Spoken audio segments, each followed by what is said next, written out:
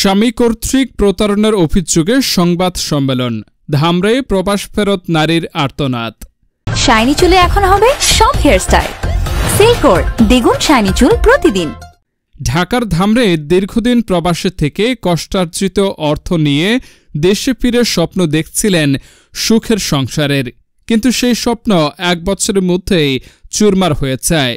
স্বামী মোহাম্মদ জয়নাল আবেদিনের বিরুদ্ধে প্রতারণার অভিযোগ এনে সংবাদ সম্মেলন করেছেন ভুক্তভোগী স্ত্রী নাজমা আক্তার।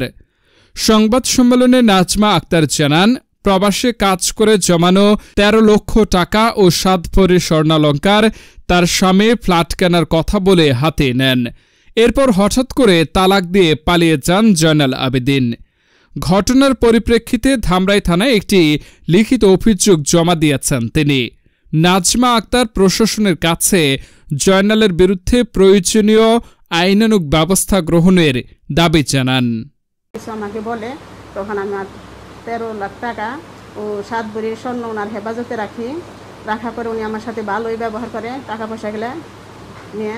তারপর কিছুদিন পর দেখি উনি একটা মেয়ের সাথে মোবাইলে সবসময় কথা বলার কারণে আমি একটু বাস পাই, এমনকি মেসেজ আসার কারণে আমি অনেকটাই দেখি উনি আমার কাছ থেকে দূরে সরে যায় কথা বলার কারণে আমি এদিক সেদিক থেকে খবর পাই উনি অমুক জায়গায় গেছে, অমুক রিক্সায় অমুক মেয়ের সাথে চলাফেরা করে, মেয়েটার নাম কিসমতারা।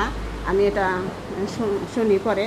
শোনার পরে উনি আমার সাথে দিনের পর দিন বাসায় খুব আচরণ খারাপ করে।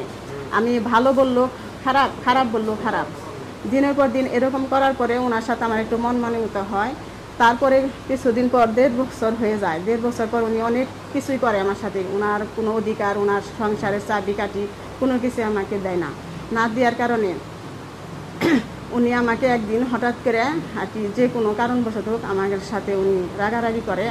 উনি আমাকে সময় দেয় না, কোনো জিনিস দিতে চায় না। তখন সে আমাকে হঠাৎ করে আমার গায়ে হাত তোলে, আমিও ওনার সাথে রাগ হওয়ার কারণে উনি আমার বাবার বাড়ি গাড়িটা এনে দেওয়ার পরে 3 দিনের মাথায় সে আমাকে ডিভোর্স দেয়।